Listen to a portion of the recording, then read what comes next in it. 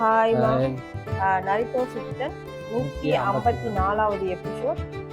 153 எங்களை அப்படியே கண் கலங்க வச்ச அந்த சீன் அப்படின்னு தான் சொல்லணும். இன்னும் அடுத்து என்ன நடக்க போகுது அப்படிங்கிறத பார்க்குறதுக்கு முன்னாடி உங்களோட லைக் எங்களோட ஹாப்பினஸ். இப்போ வாங்க நம்ம வீடியோக்குள்ள போகலாம்.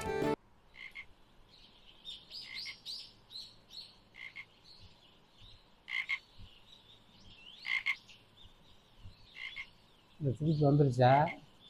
கவலை தானே. ஆரம்பத்திலிருந்தே ஜிராயா வெறும் தகவலை மட்டுமே சேகரிக்கலாம்னு நினைச்சானே தவிர பெயினை எதிர்க்கணுங்கிறது அவனோட நோக்கமே கிடையாது. ஆனா பெயினோட திறமைகள் இவன் நினைச்சதை விட ரொம்ப அற்புதமாவே இருந்துச்சு. அதனால பெயினோட திறமைகளை தெரிஞ்சுக்காம எத்தனை முறை போரிட்டாலும் சரி பெயினை யாராலையுமே தோற்கடிக்க முடியாது. ஜிராயா தான் சக்தியோட எல்லையை மீறி எவ்வளவோ முயற்சி பண்ணி பார்த்துட்டான். அப்படி பண்ணதாலதான் பெயின் மறைக்க நினைச்ச சில உண்மைகளை அவனால கண்டுபிடிக்க முடிஞ்சது. எனக்கு தெரிஞ்சு வேற யாரும் முயற்சி பண்ணி இருந்தாலும் அதே மாதிரி அவன் நினைச்சிருந்தா அவனால தப்பிச்சிருக்க முடியும். ஆனா நமக்கு இந்த தகவலை கொடுக்கணுங்கிற ஒரே ஒரு காரணத்துக்காகத்தான் அவன் உயிரையே தியாகம் பண்ணான். சுருக்கமா சொல்லணும்னா உங்களை நம்பித்தான் அவன் எதிர்காலத்தையே விட்டுட்டு போயிருக்கான். அதை யோசிக்கிறான். இப்ப நான் உங்களுக்கு கொடுக்க போற இந்த தவளையோட வயித்துக்குள்ள ஒரு ஹிடன் ட்ரெயின் நிஜா மறைக்கப்பட்டிருக்கான். தெரியும். அது சம்பந்தமான தகவல்களை ஜிராயா எங்களுக்கு அனுப்புனாரு. சரி, உன்னோட முழு உயரத்துக்கு எக்ஸ்பேண்ட் ஆக.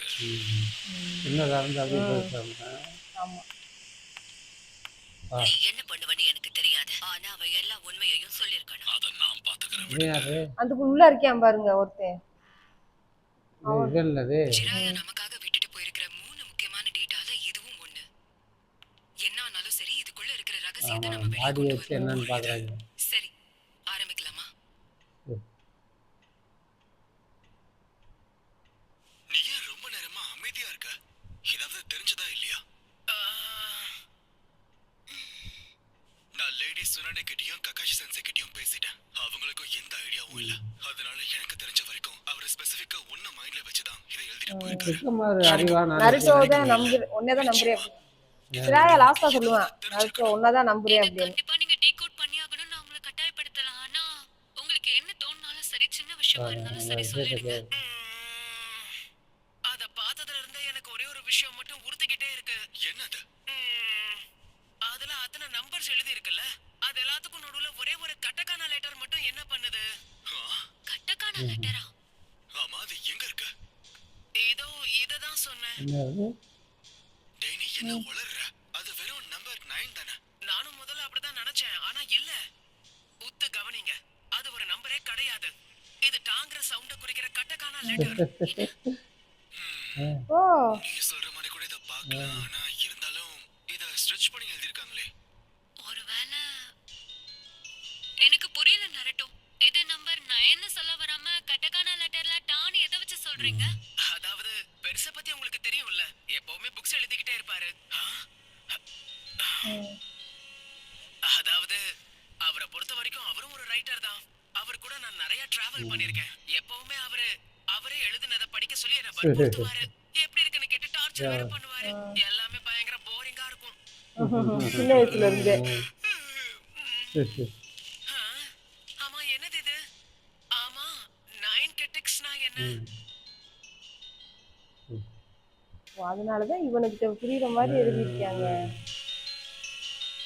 அதனாலதான் சொல்றேன், அவர் டான் எழுதுறப்பெல்லாம் எனக்குமே குழப்பமா தான் இருக்கும். ஏன்னா அது பார்க்கும் போதெல்லாம் எனக்கு நம்பர் 9 மாதிரி தான் தெரியும். அவர் எழுதுறதே இப்படிதான் இருக்கும். அப்ப இது அவரோட பழக்கமா என்ன? அப்ப டான் நான் எழுத போறேன்.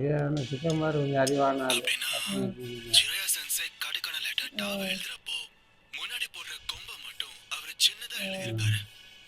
அதனாலயே முதல் அப்புறம் 3வது ஸ்ட்ரோக் ஒண்ணு சேருது. 2வது ஸ்ட்ரோக் அவரை வளைக்கிறதுனால மொத்தமும் பார்க்கிறதுக்கு நம்பர் 9 மாதிரி தெரியுது. கண்டுபிடிச்சிட்டேன். இதுல பார்த்தோம்னா இதுதான் ஜிராயா அவரோட கையெழுத்து ஸ்டாம்ப். ஆமா, அதான் போட்டிருக்கேன்ல. பார்க்கிறதுக்கு ஒரே மாதிரி இருக்கு. இத பார்த்த உடனே நருட்டோ கண்டிப்பா கண்டுபிடிச்சிருவான்னு அவர் முன்னாடியே அனலைஸ் பண்ணி வச்சிருக்காரு. அதனாலதான் அவர் டாவன் 9 மாதிரி எழுதி வச்சிருக்காரு. அப்புறம் சொல்ல போனா இதான் ஜிராயா நருட்டோக்குள்ள இருக்க பந்தம். ஒரு வழியா நாம இத கண்டுபிடிச்சிட்டோம். இவ்வளவு முக்கியமான விஷயத்த எதுக்காக முன்னாடியே சொல்லாம இவ்வளவு லேட்டா சொல்ற? லெட்டர் டான் தெரிஞ்சதால மட்டும் இப்ப நாம என்ன பண்ண முடியும்? வேலைய பாரு. ஆனா இவன் யோசிப்பான்ல. இதான் அடுத்து லேசா குழு கொடுத்தாலே போதும் நமக்கு. அவ்வளவுதான். ஜிராயா சென்சை எழுதின எல்லா புக்ஸையும் நீ படிச்சதுனால தான் ஈஸியா நீ அவரோட கையெழுத்த நல்லாவே புரிஞ்சுக்கிட்ட. ஒருவேளை நீ படிச்ச புக்ஸ் தான் இந்த கோட் குறிக்குதோ? புக்ஸா? ஆமா, நீ சரியா சொல்லிட்ட ஷிகமாரு. அதுக்கு வாய்ப்பு இருக்கு. எனக்கு என்னமோ அவர் எழுதிருக்க அந்த எழுத்துக்கு புக்கில் இந்த எழுதியிருப்பாங்க. க்ளூக்கான விளக்கம் இருக்கும்னு தோணுது. இந்த நம்பர்ஸ் எல்லாமே எண்கள், அப்படி இல்லைன்னா வரிகளோட எண்ணிக்கை, இல்லைன்னா பக்கத்தோட எண்ணிக்கையா கூட இருக்கலாம். அப்படி பார்த்தா கண்டிப்பா கண்டுபிடிச்சிட முடியும். நருட்டோ, நீ எந்த புக்ஸ் எல்லாம் படிச்சிருக்க? அவர் புக் டைட்டில் கூட எனக்கு புரியாது. ஞாபகம் வர மாட்டேங்குதே. சரி, இது வரைக்கும் ஜிராயா எத்தனை புக்ஸ் பப்ளிஷ் பண்ணிருக்காரு? உறுதியா தெரியல, ஆனா 4 இல்ல 5 புக். பரவாயில்ல, அவ்வளவுதானே. எல்லாமே படிச்சிருவாங்க. போச்சு. எனக்கு தெரிஞ்சு அது இதுவாதான் இருக்கணும். இந்தா லாஸ்டா குதூகலமா வாழ்வது எப்படியா? வந்தாத்தா. ககாஷி சென்சை, நீங்க பேசுறத கேட்டோனே எனக்கு இதுதான் ஸ்ட்ரைக் ஆச்சு. அதனால தான் கொடுத்துட்டு போலான்னு வந்தேன். ஆமா, கடைசியாக கொடுத்து படிக்க சொல்லிக்கிட்டே இருக்காங்க. இதுவாதான் இருக்கணும். குதூகலமா வாழ்றது ஆமா. எப்படியா? ஆமா, அதுவும் சரிதான். நாங்க ஒண்ணா ட்ரைனிங் எடுத்துக்கிட்டு இருந்தப்ப அவர் இந்த புக் ஆமா, எழுதி படிச்சுக்கிட்டே இருக்கான்ல அதை. இப்ப நருட்டோக்கு மட்டும் தெரிஞ்ச ஒரு சில விஷயங்கள்ல இதுவும் ஒண்ணு. நான் நினைச்ச மாதிரியே இந்த கோடுக்கான அடித்தளத்தை நருட்டோ கிட்ட தான் விட்டுட்டு போயிருக்காரு. இந்த டா தான் அந்த கோடோட முதல் எழுத்து. ஜெராயாவோட எல்லா புத்தகங்களையும் இந்த ஒரு புத்தகம் தான் டாங்கிற எழுத்துல தொடங்கும். ஒரு புத்தகத்தோட கேரக்டர் அவர் பயன்படுத்திருக்காருன்னா, அப்படி இல்லைன்னா ஏதோ ஒரு எழுத்தோட பிளேஸ்மெண்ட் இல்லைன்னா வரிகளை குறிக்குது. எனக்கு என்னமோ பேஜ் நம்பர்ஸை செக் பண்றது தான் சரியா இருக்கும்னு தோணுது. அதனால கமா வச்சு பிரிச்சிருக்க நம்பர்ஸ் என்னன்னா, கமா 31, 8, 106, 7, 207 and 15. இந்த 6 பக்கத்துல தான் விளக்கம் அடங்கி இருக்கு. சூப்பரா கண்டுபிடிச்சாங்க. பேஜ் நம்பர் 31 ல இருந்து ஸ்டார்ட் பண்ணலாம். பேஜ் நம்பர் 31 எடுக்கல. ஓகே, போயாச்சு. அடுத்தது என்ன? அது என்ன முதல்ல இருக்குன்னு அந்த பார்க்கணும். பேஜோட முதல் எழுத்து இல்லைன்னா முதல் வார்த்தையை பாருங்களேன். ப்ளீஸ் அதை கொஞ்சம் சத்தமா படிங்களேன். என்ன?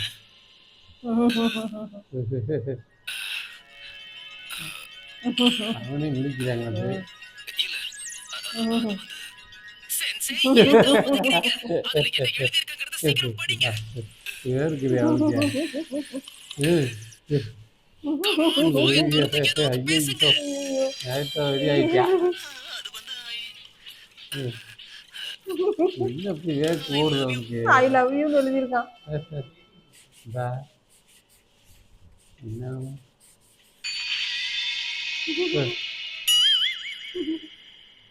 அவ்வளவுதான். இந்த 6 நம்பரோட பக்கத்தையும் முடிச்சாச்சு. சரி, என்ன வந்திருக்கு? இதுல இருக்க ஒவ்வொரு லெட்டரோட முதல் எழுத்து ஆர்டரா படிச்சுட்டு வந்தா the real ones not among them அப்படின்னு வருது. இதுக்கு என்ன அர்த்தமா இருக்கும்? எனக்கும் புரியல. இது இப்ப நம்ம உடனே லார்ட் ஃபுகசாக்கு கிட்ட கொண்டு போலாம். அங்க போனா பையனை எப்படி அட்டாக் பண்ணணுங்கிறதுக்கான வழி நமக்கு கிடைக்கும். அப்படின்னா லார்ட் ஃபுகசாக்குவை சமன் பண்ண சொல்லி லேடி சொனடா கிட்ட உடனே போய் கேட்போம். நானும் இப்ப உங்க கூட சேர்ந்து வரலாமா? ஆமா, புதுசா இருக்காளுங்க இவ. ஆமா, சீக்கிரமா வாங்க. நாம கண்டுபிடிச்சத சொனாடே பாட்டிக்கு சொல்லி ஆகணும். நாடே பாட்டி கண்டுபிடிச்சிருக்காங்க. அதுல முக்கியமான மேட்ரு என்னன்னு தவளை வந்துருச்சு. என்ன ஆச்சு? அதான் படிச்சிட்டீங்கல்ல, என்ன தோணுதோ அதை சொல்லுங்க. உண்மையை சொல்ல போனா அந்த 6 பேரை பார்க்கும்போது எனக்கு நாகட்டோ ஞாபகம் வரவே இல்ல. இருந்தாலும் அடையாளம் தவளைக்கு கூடவே இருந்து தெரியுங்களாமா. வச்சிருக்கிற இந்த நாகட்டோ பேசின கான்வர்சேஷன் நல்லாவே தெரிஞ்சிருக்கு. எல்லாத்தையும் என்னால உணர முடியுது. எல்லா முகமும் ரொம்ப வித்தியாசமாவும் இருக்கு. எனக்கு நிச்சயமா தெரியல. இப்பவும் எனக்கு ஏதோ ஒண்ணு புரியாத மாதிரியே இருக்கு. ஆனா உங்களுக்கு இதுல எதுவுமே புரியலையா என்ன? நான் தான் ஏற்கனவே பையனை பத்தி எனக்கு தெரிஞ்ச எல்லா விஷயத்தையும் சொல்லிட்டேனே. அவனை சாகடிச்ச பிறகும் அவன் அதுல இருந்தே எழுந்து வர்றான். இதை தவிர பெருசா நான் உங்களுக்கு என்ன சொல்றதுன்னு ஒன்னும் புரியல. இந்த மாதிரி சூழ்நிலையில அவனை எதிர்க்கிறதுங்கிறது ரொம்ப ரொம்ப கஷ்டமான விஷயம். அதனால முதல்ல அவனோட ரகசியங்களை கண்டுபிடிக்கணும். ஆட்டோப்சி அப்புறம் அந்த இன்னொரு விசாரணை, இதெல்லாம் எப்படி போயிட்டு இருக்குன்னு ஏதாவது தெரியுமா? அவங்களுக்கு இன்னும் கொஞ்சம் டைம் தேவைப்படுதுன்னு சொல்லிருந்தாங்க. இன்னும் எவ்வளவு நாள் தான் தேவைப்படும்? ஆனா என்னால மட்டும் இல்ல, அவங்களால கூட இதை சொல்ல முடியும்னு தோணல. என்ன வளர்ற? விசாரிக்காம டைம் வேஸ்ட் பண்ணா என்னதான் பண்றது? விசாரணை ஒரு பக்கம் இருக்கட்டும். அட்டாப்சிங்கிறது செல்ஃப் செப்பரேட் டிஷ்யூல ஆரம்பிச்சு ஒரு சில என்சைம்ஸை எக்ஸ்ட்ராக்ட் பண்ற வரைக்கும் அதுல நிறைய வேலைகள் இருக்கு. அதெல்லாம் சரியா செஞ்சு முடிக்க நிறைய டைம் எடுக்கும். சாதாரண வேலையை விஷயம் முடியறதுக்கு கிட்டத்தட்ட 1 வாரமாவது ஆயிடும். போஸ்ட்மார்ட்டம் பண்ணுற மாதிரி ஒன்று ஒன்றா பார்த்தா எடுத்து அதை கண்டுபிடிக்கணும்ல. இதுக்கு நீ இவ்ளோ வருத்தப்பட வேண்டிய அவசியம் இல்ல. இப்ப அது வரைக்கும் நாங்க என்ன பண்ணணும்னு நீங்க நினைக்கிறீங்க லேடிஸ் சொன்னாடே? ஷிசூனே தான் அடாப்சி வேலைகளை பார்த்துக்கிட்டு இருக்கா. அதனால வழக்கத்தை விட சீக்கிரமே முடிஞ்சிடும். என்ன இருந்தாலும் நாம அதுக்கும் காத்திருக்கணும். இல்ல, வேலைய வேகமா முடிக்க சொல்லணும். நருட்டோ, நீ ஷிசூனே வழியில குறுக்கிட்டனா தேவையில்லாம வாங்கி கட்டிப்ப. ஆமாம், அதெல்லாம் பொறுமையாகத்தான் செய்ய முடியும். அவசரம் பெருசுக்காக நான் கண்டிப்பா பழி வாங்கியே தீருவேன். தா கிளம்பிட்டார்ல. ம் அடுத்த டார்கெட்டு ஒண்ணுமே பண்ணாம என்னால சும்மா வெட்டியா உட்கார முடியாது. ஆனா நான் சொல்றது கொஞ்சம் கேளு. அந்த கோடு என்னங்கறத நம்ம கண்டுபிடிச்சாச்சு. இதுக்கப்புறம் இதுல நீ தலையிடுறதுக்கு இதுல ஒண்ணுமே இல்ல நருட்டோ. ஆனா சும்மா உட்கார்ந்துகிட்டு நான் என்ன பண்றது சொல்லுங்க. நிச்சயமா அந்த பெயினை தோக்கடிக்கிற அளவுக்கு இப்ப நீ ஒண்ணும் அவ்வளவு பலசாலி இல்ல. இப்போ என்ன சொன்னீங்க? நான் சொல்றது சரின்னு உனக்கே தெரியும். ஜிராயாவால கூட அவனை தோக்கடிக்க முடியல. அவனால போது உன்னால முடியுமா? என்ன சொல்லி தோந்துட்டேன். இப்ப நீ இல்லைம்மா, அது சொல்கிற கரெக்டு தானே. நீ செத்துட்டா உன் சாவு அர்த்தமில்லாம போயிடும். கொஞ்சம் எதுவா இருந்தாலும் புரியுற மாதிரி சொல்றீங்களா? பெருசா இப்படி ஆக்குறவனை எதுவும் பண்ணாம சும்மா விடணும்னு சொல்றீங்களா? நான் அப்படியெல்லாம் ஒண்ணும் சொல்லவே தெளிவாக இல்ல. சொல்லுவாரு. நான் உன்னை இங்க வர வச்சதுக்கு நிச்சயமா ஒரு காரணம் இருக்கு. அப்புறம் இன்னொரு உண்மையை சொல்லணும்னா ரொம்ப நாளாவே நான் உன்னை சந்திக்கலாம்னு முயற்சி பண்ணிக்கிட்டு இவ்வளோ இருக்கேன். விஷயமா இருக்காது. சரி சொல்லு, என்னோட தலைமையில சேஜ் ஜூட்சுவை நீ கத்துக்கிறதுக்கு தயாரா இருக்கியா? சேஜ் ஜூட்சுவுக்கான ட்ரைனிங்கா? அடேங்கப்பா, கிளியராக இருக்காது. சேஜ் ஜூட்சு கத்துக்கிறது உண்மையிலேயே நல்ல விஷயம் தான். சேஜ் ஜூட்சு அந்த அளவுக்கு பெரிய விஷயமா என்ன? ஆமா, நம்ம வில்லேஜ்ல ஜிராயக்கு மட்டும் தான் கத்துக்கிறத சொல்லியிருந்தேன். ஞாபகம் இருக்கட்டும், லார்ட் ஃபுகசாகோ லேடி ஷீமாவை வர வச்ச ஜிராயாவையே பெயின் தோக்கடிச்சான். இத வச்சு பார்க்கும்போது இந்த சமயம் ஹிடன் லீஃப் வில்லேஜ்ல இருக்கிற ஒருத்தரால கூட பெயினை தோக்கடிக்க முடியாதுன்னு எனக்கு நல்லா புரியுது. நானும் உன்ன மாதிரி தான் கொதிச்சு போயிருக்கேன்.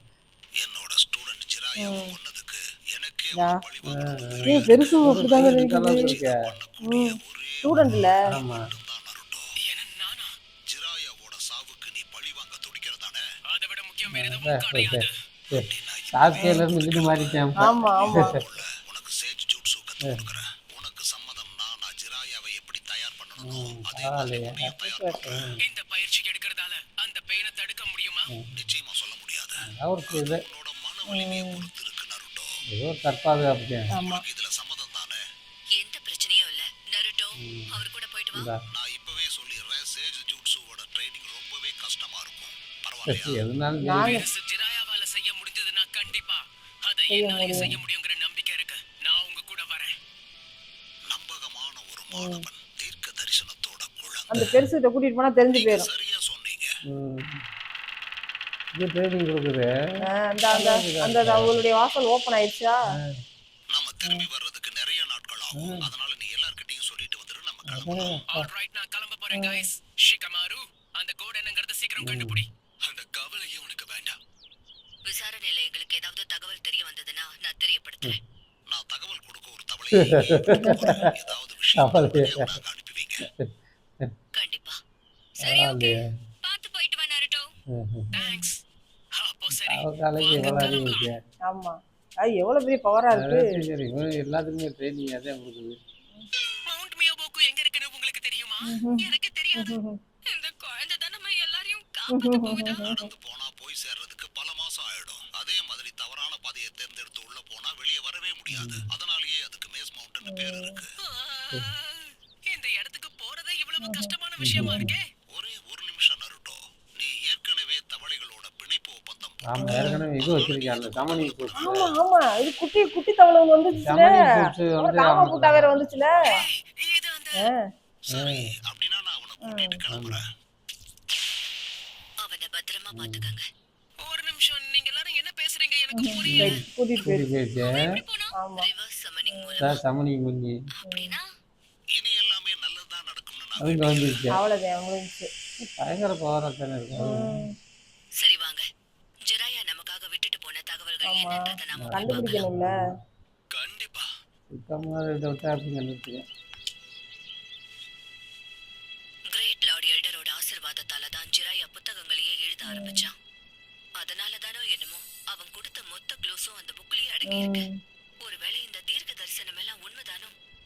இத வச்சு பார்க்கும்போது நருட்டோ தான் உண்மையான தீர்க்க தரிசன குழந்தையா இருப்பானோன்னு எனக்கு தோணுது. நீ அடம்பு வர்றது. நினைச்சு பாக்குறேன்.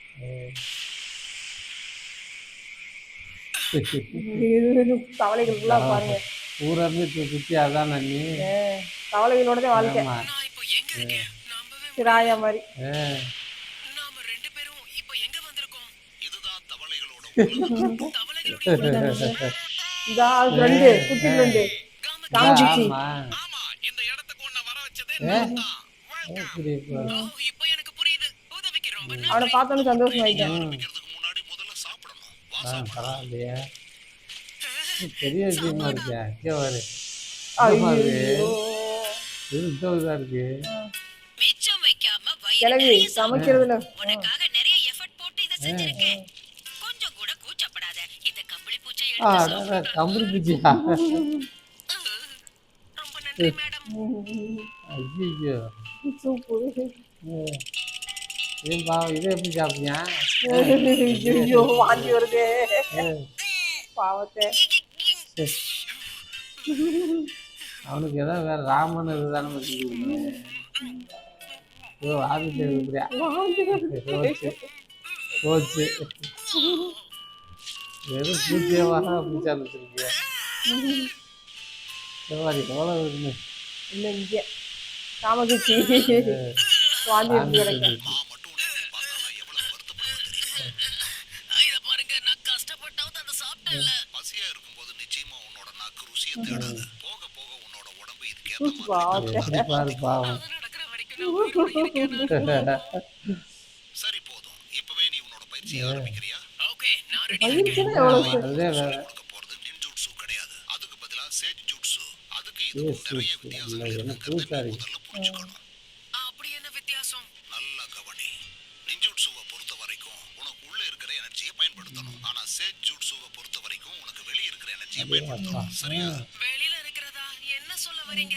உனக்கே இது தெரியும்னு நினைக்கிறேன். நீ நின்ஜூட்சுவை பண்ணணும்னா மன வலிமை அப்புறம் உடல் வலிமை ரெண்டும் ஒன்று பயங்கரமான சேர்ந்து இருக்குது. சக்கராவை உனக்கு ஏத்த மாதிரி நீ வளைக்க வேண்டியதா இருக்கும். ஆனா சேஜ் ஜூட்சுவை பொறுத்த வரைக்கும் உள்ள உருவாகிற சக்கரா மட்டும் பத்தாது.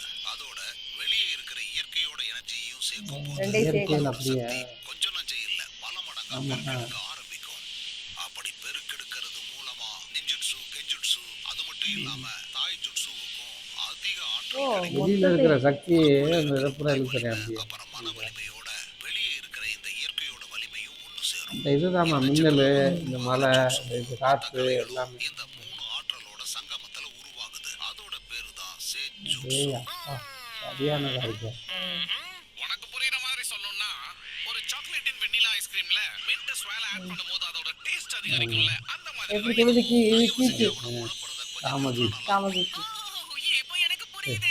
இந்த விளங்காத உதாரணம் அவனுக்கு இப்படி எல்லாம் சொன்னா புரியும். இப்போ ஏதோ இயற்கை அது இதுன்னு சொல்லிக்கிட்டு இருந்தீங்களே அத கொஞ்சம் புரியுற மாதிரி தான் சொல்லுங்களேன். உனக்கு வெளியே இருக்கிற இந்த பிரபஞ்சத்திலையும் உன்னை சுத்தி இருக்கிற நிலப்பரப்புலையும் ஆக்கிரமிச்சுக்கிட்டு இருக்கிற ஆற்றல் அது.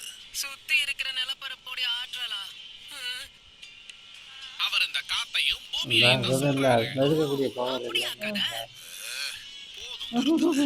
நான் இப்போ உனக்கு அதை காட்டுறேன் பாரு.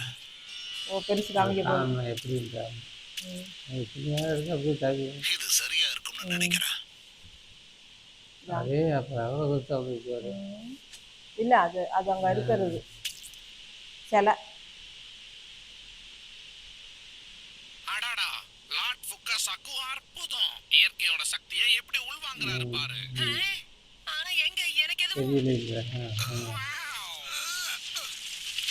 தூக்கி போட்டியா பாறையா? எவ்வளவு பெரிய இது இத்தூண்டு ஒரு கையில. என்னது அவர் அந்த பாறையை தூக்குறாரு. என்ன நருட்டோ, இப்ப புரியுதா உனக்கு? நீ இப்ப பார்த்துட்டு இருக்கிறது தான் இயற்கையோட நேச்சுரல் எனர்ஜி. ஜூட்சுவோட வலிமை. எவ்வளோ தூரம் கீழே வருது. ஆனா நீங்க எப்படி இத செஞ்சீங்கன்னு எனக்கு புரியவே இல்ல. ஆரம்பத்துல ஏதோ ஒரு வித்தியாசமான ஹேண்ட் சைன் பண்ணீங்க அவ்வளவுதான்.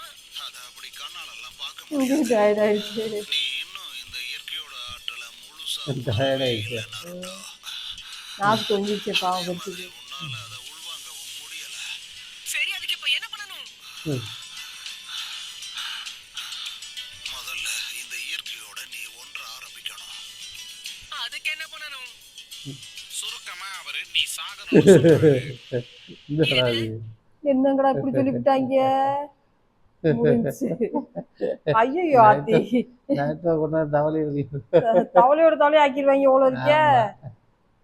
இந்த 154வது எபிசோடு வந்து செம்மையா இருந்துச்சு. நல்லா ஸ்ராயாவை கொண்டவனை பழி வாங்கணும் அப்படிங்கிற நரிட்டோட வெறி ஜெயிக்குமா அப்படிங்கிறத பார்க்க போறோம் அடுத்த எபிசோட்ல.